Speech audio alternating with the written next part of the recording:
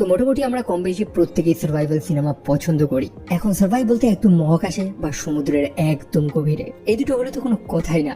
আমি last breadth সিনেমাটাকে নিয়ে আলোচনা করব।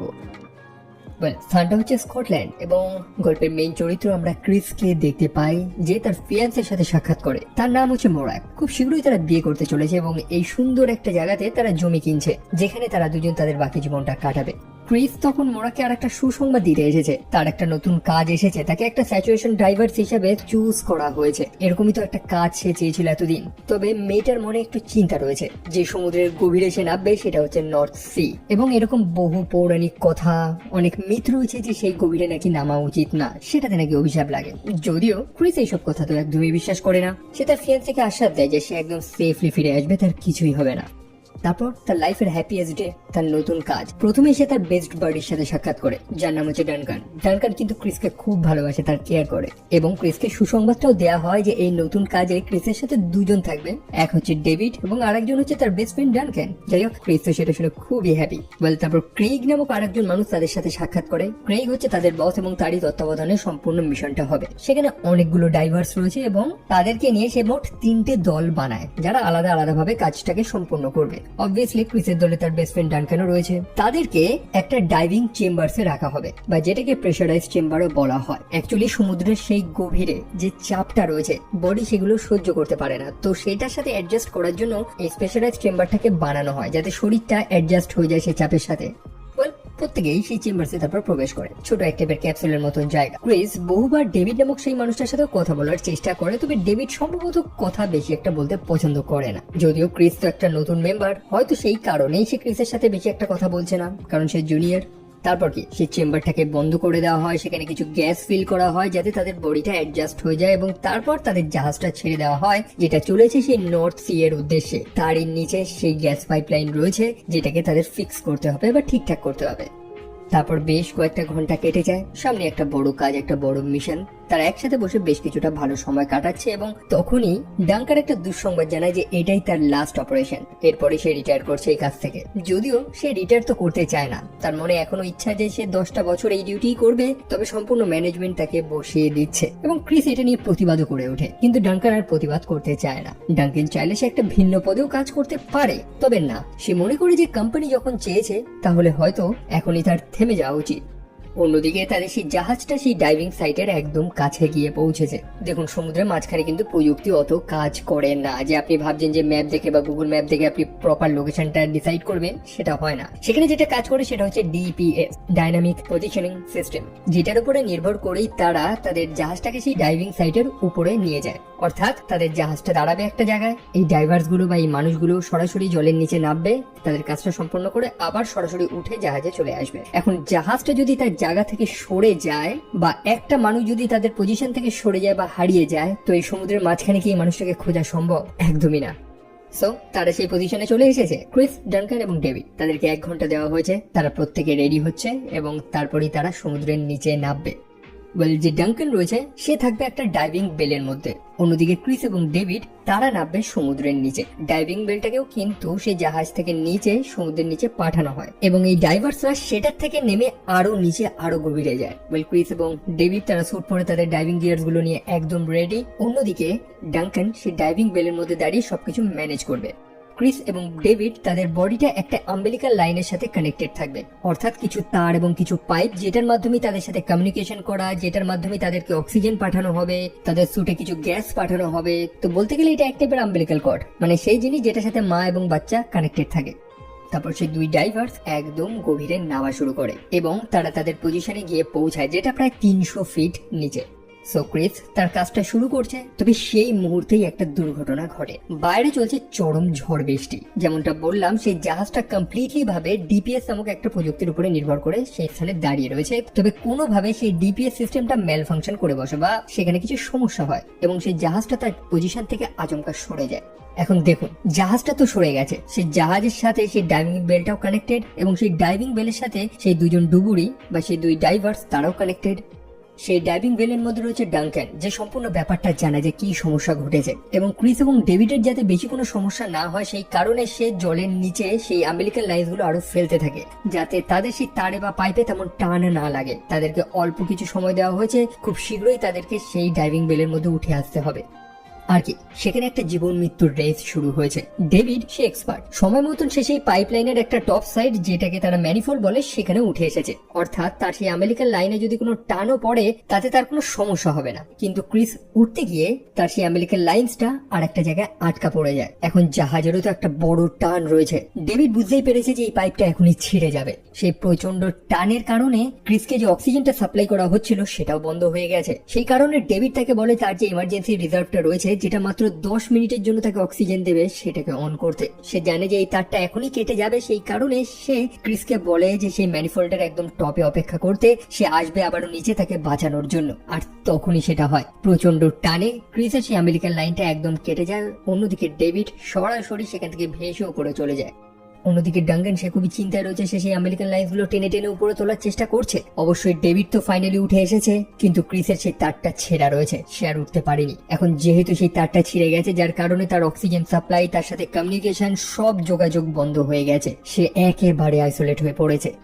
অন্যদিকে ক্রেইগ যে এই সম্পূর্ণ মিশনের হেড ছিল, সে তো খুবই চিন্তায় পড়ে গেছে। সে জাহাজের ক্যাপ্টেনকে রিকোয়েস্ট করে যে জাহাজের অ্যাঙ্কারটা ফেলে দিতে, যাতে জাহাজটা আর তার জায়গা থেকে না সরে যায়। যেমনটা বললাম, তাদের ডিপিএস সিস্টেমটা তো এই মুহূর্তে কাজ করছে না, তো তারা তাদের সেই পজিশন থেকে কতটা সরে গেছে, কতটা দূরে রয়েছে সেটা তো তারা জানেই না।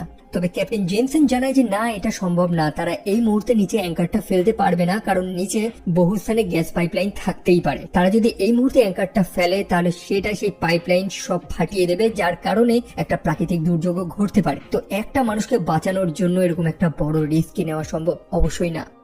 অন্যদিকে ক্রিসের কাছে মাত্র 7 মিনিটের অক্সিজেন বাকি রয়েছে। সে আমেরিকান লাইনটা কেটে যাওয়ার যে ছটকাটা লেগেছে, যার কারণে সে সমুদ্রের মাঝখানে একটা স্থানে রয়েছে। তার কম্পাসটাও খারাপ হয়ে গেছে, সেই কারণে সে বুঝতে পারছে না যে সে কোথায় আছে। ডেভিড তো তাকে বলেছিল যে সেই ম্যানিফোল্ডের একদম টপে যেতে হবে। একদিকে কম্পাস কাজ করছে না, অন্যদিকে সমুদ্রের গভীরে সেই অন্ধকার। ফ্লেয়ারের সাহায্যেও তেমন একটা হেল্প সে পাচ্ছে না।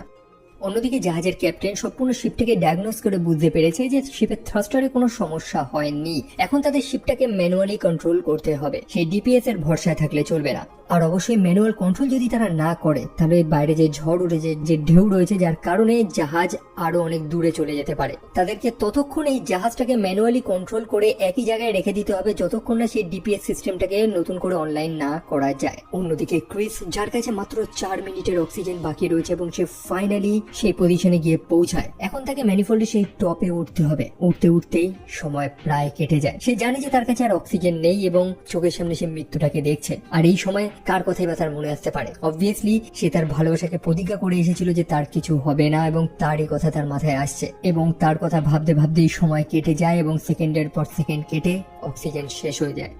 অন্যদিকে সেই জাহাজটাকে ম্যানুয়ালি কন্ট্রোল করা হচ্ছে, যেটা সত্যি খুবই কঠিন কাজ। সেই জাহাজটাকে একটা জায়গায় ব্যালেন্স করে রাখাটা সত্যি কঠিন। একই সাথে ডিপিও জানায় যে সেই ডিপিএস সিস্টেমটাকে অনলাইন করার একটা উপায় রয়েছে, সেটা হচ্ছে একটা হার্ড রিসেট করা। তবে সেটা করতে ঘন্টাখানিকও লেগে যেতে পারে এবং এত সময় তো তাদের নেই। জাহাজের ক্যাপ্টেন জানায় যে শীঘ্রই আর একটা রাস্তা বার করতেই হবে তাদের। অন্যদিকে অ্যান্ড্রিউ, যে আরওভি ড্রোনটাকে কন্ট্রোল করছিল, সেও কিন্তু ক্রিসকে খুঁজছে। প্রথমে মেইনটেনেন্স এরিয়াতে তাকে খুঁজে না পাওয়া গেলেও একদম টপে সেই ম্যানিফোল্ডে ফাইনালি তাকে খুঁজে পায় তারা। অবশ্যই ক্রিসের কাছে যে অক্সিজেনের রিজার্ভ ছিল সেটা শেষ হয়ে গেছে এবং ক্রিস সেখানে পড়ে রয়েছে, তবে তার হাত পা নড়ছে। অক্সিজেন ছাড়া সময় কেটে গেছে প্রায় 7 মিনিট।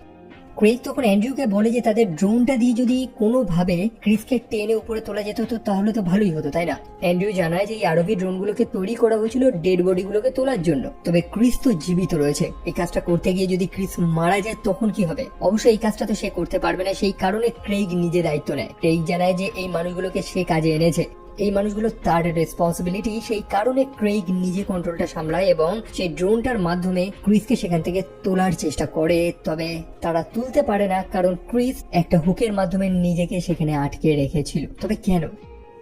ক্রিস জানতো যে সে আনকনসিয়াস হয়ে পড়বে, সে তার জ্ঞান হারাবে এবং চরম জলের চাপে বা ঢেউতে যাতে তার বডিটা ভেসে অন্য কোথাও না চলে যায় সেই কারণেই সে নিজেকে সেখানে আটকে রেখেছিল। আর সেই কারণেই সেই ড্রোনটার মাধ্যমে ক্রিসকে তো উপরে তোলা সম্ভব না। আর এইভাবেই 16টা মিনিট কেটে গেছে, ক্রিস অক্সিজেন ছাড়া রয়েছে সেই জলের নিচে। সামহাও তার হাত পাত গুলো নড়ছে, যেটাকে এক্সপ্লেইন করা হয় যে সম্ভবত ব্রেন অক্সিজেনের অভাবেই সেই রেসপন্স গুলো করে থাকে। এটার এক্সাক্ট মেডিকেল এক্সপ্লেনেশন আমি আপনাদের দিতে পারবো না অবভিয়াসলি।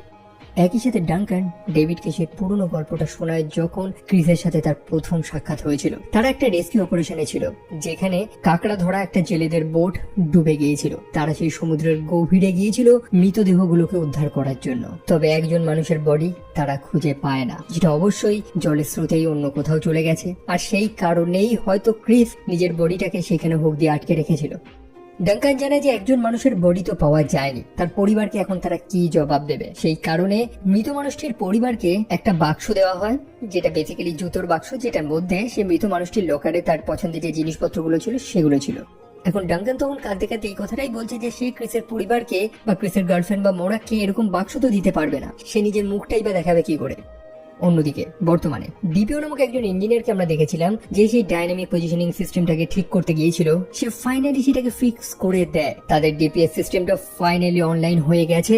ডাঙ্কান এবং ডেভিডের সাথে কন্ট্রোল রুমের সম্পূর্ণ কানেকশন আবার রিস্টোর হয়ে গেছে। ক্রেইগ ডাঙ্কানকে জানিয়ে দেয় যে তারা ক্রিসকে খুঁজে পেয়েছে, সেই ম্যানিফোল্ডের একদম টপে রয়েছে তার বডি। এবং ডাঙ্কান তৎক্ষণাৎ ডেভিডকে আবারও রেডি করে সেই স্থানে পাঠায়। তবে যাওয়ার আগে সে ডেভিডকে রিকোয়েস্ট করে যে সে একই দিনে দুটো মানুষকে কিন্তু হারাতে পারবে না। তো ডেভিড ফাইনালি সেই স্থানে গিয়ে পৌঁছায়। অবশেষে ক্রিসকে খুঁজে পায়। ক্রিসের বডিটা তার নিজের সাথে হুকের মাধ্যমে কানেক্ট করে এবং এখন তাকে উপরে উঠে আসতে হবে। তবে যেমনটা বললাম, বাইরে চরম ঝড় এবং বড় বড় ঢেউ, যার কারণে জাহাজটা বহুবার তার পজিশন থেকে সরে যাচ্ছে। এখন যেহেতু জাহাজটা সরে যাচ্ছে, যার ফলে তার সাথে কানেক্টেড সেই ডাইভিং বেল এবং সেই দুই ডাইভার্স তারাও তাদের জায়গা থেকে সরে যাচ্ছে। আর এরকম অবস্থায় ক্রিসের আনকনসিয়াস বডিটাকে উপরে তোলাটা খুবই কঠিন। ডেভিড তখন সেই আমেরিকান লাইন্সটাকে একদম দড়ির মতন ধরে ধরে উপরে ওঠার চেষ্টা করছে। অবশ্যই জলের নিচে ওয়েট তো তেমন বোঝা যায় না, তবে ওজন যে একদম শূন্য হয়ে যায় তাও তো না। ক্রিসের বডি, তারপর সেই ডাইভিং গিয়ার্স গুলো যেগুলোর যথেষ্ট ওয়েট রয়েছে, একই সাথে ডেভিডের নিজের ওজনটাও রয়েছে। তো এই কমপ্লিট ওজনটাকে ক্যারি করে সেই দড়ি ধরে ধরে উপরে ওঠাটা তার জন্য খুবই কঠিন। একই সাথে তারা এক জায়গায় তো দাঁড়িয়ে নেই, তাদের সেই ডাইভিং বেলটা কিন্তু মুভ করছে, যার ফলে সেই দড়িটা ধরে টেনে টেনে উপরে ওঠাটাও তার পক্ষে একেবারে অসম্ভব হয়ে পড়ছিল। তবে এবার ডেভিড ফেইল হয় না। ফাইনালি সাকসেসফুলি সে ক্রিসকে নিয়ে সেই ডাইভিং বেল পর্যন্ত গিয়ে পৌঁছায়। ডাঙ্কান তখন ক্রিসকে টেনে তোলে, তবে ক্রিস একদম আনরেসপন্সিভ। সে কোনো আওয়াজ করছে না, কোনো রেসপন্স করছে না, শ্বাস প্রশ্বাসও তার চলছে না। সবাই খুবই চিন্তিত। ডাঙ্কান তাকে রেস্কিউ ব্রিদিং দেয়, যেটাকে মাউথ টু মাউথ রিসাসিটেশন বলা হয়। তবে কোনোভাবেই কোনো ফলাফল তো আসছে না। তবে কিছু সময় পরে ক্রিস একটু রেসপন্স তো করে বসে, তার চোখ তো খোলা, তবে তার বডি একদম স্টিল। সে শ্বাস প্রশ্বাস তো নিচ্ছে কিন্তু কোনো রেসপন্স করছে না। আসলে প্রায় আধ ঘন্টা হয়ে গেছে সে অক্সিজেন ছাড়া ছিল। অক্সিজেনের অভাবে তার ব্রেন রেসপন্স করা বন্ধ করে দিয়েছে, যার কারণে তার বডি তো চলছে, তবে তার ব্রেন কোনো উত্তর দিচ্ছে না। ডাঙ্কান পুরো হাল ছেড়ে দিয়েছে। সে ভেবেই নিয়েছে যে অনেক দেরি হয়ে গেছে, এখন হয়তো আর কিছু করা সম্ভব না।